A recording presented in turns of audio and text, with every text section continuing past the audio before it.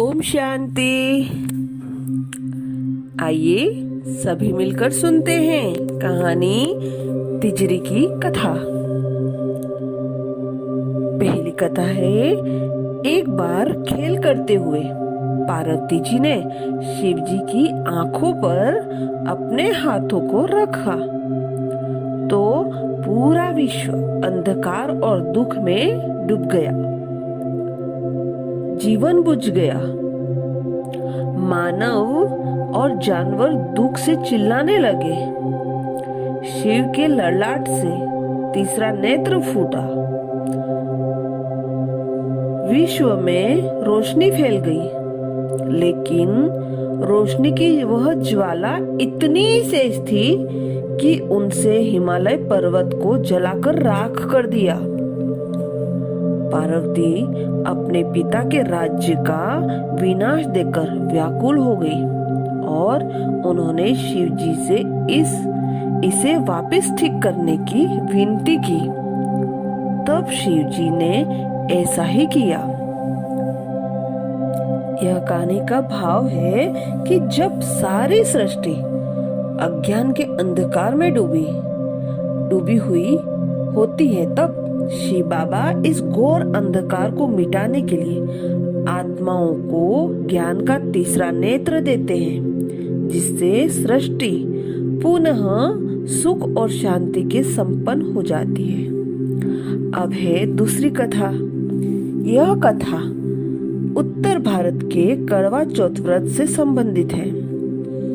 इस व्रत में जवान लड़कियां और शादीशुदा औरतें अपने पति की लंबी आयु की कामना करती हैं। एक रानी थी जिसने उस दिन व्रत रखा था। उसके भाइयों को इन रिवाजों पर विश्वास नहीं था और वे अपनी बहन को भूखा रखते हुए देख नहीं सकते थे। इसलिए उन्होंने घर से दूर जाकर आग जला दी। वे रानी के पास आए और बोले कि वह व्रत तोड़ सकती है क्योंकि चांद निकल चुका है। दूर से रोशनी को देखकर रानी ने विश्वास कर लिया। व्रत के दौरान स्त्रियां सिलाई नहीं करती हैं, लेकिन जब रानी ने कुछ सिलना शुरू किया तो प्रत्येक बार कपड़े में सुई डालते ही वह सुई अपने पति को चुभती, जो कि बहुत दूर था। वह बेहोश हो गया। जब रानी घर में अपने पति के पास गई, तब उसे अपनी गलती मालूम हुई और उसने सुइयां निकालना शुरू कर दी।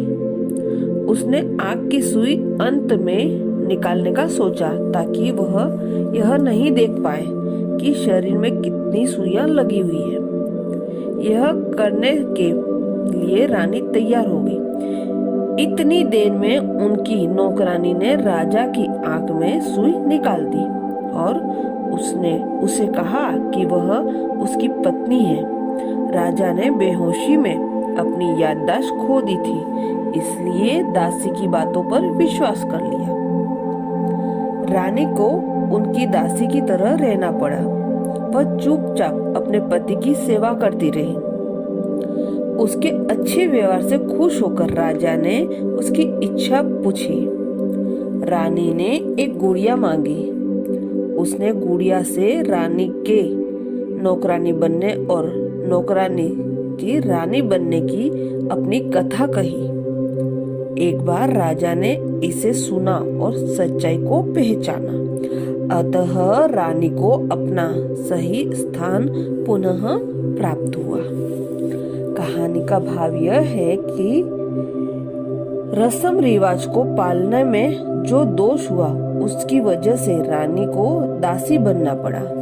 सतयुग में आत्माएं दिव्य गुणों से संपन्न और स्वराज अधिकारी थी, लेकिन धीरे धीरे आत्मा अपनी असली पहचान को भूलकर, ईश्वरीय निर्देशों को भूलकर जब देह अभिमान में आ गई और विकारों में फंस गई, तब से आत्मा पूज्य से पुजारी और राजा से प्रजा बन गई। जैसे कथा में रानी दासी बनी। आत्माओं को पुनः अपनी पहचान देने के लिए शिव बाबा, जो त्रिकालदर्शी हैं, इस धरती पर अवतरित होकर आत्मा के 84 जन्मों की कहानी सुनाते हैं। आदि सनातन देवी देवता धर्म की जो आत्माएं होती हैं, 84 जन्मों की कहानी सुनने से उसको अपना असली अस्तित्व याद आ जाता है, जैसे राजा को असली बात पता चली। जब आत्माएं सर्वशक्तिमान ईश्वर के निर्देशों पर चलती है तो अपना खोया हुआ राज्य पाकर अपनी सही स्थिति को पाती है, जैसे रानी दासी ने फिर से रानी बनी। अच्छा, ओम शांति।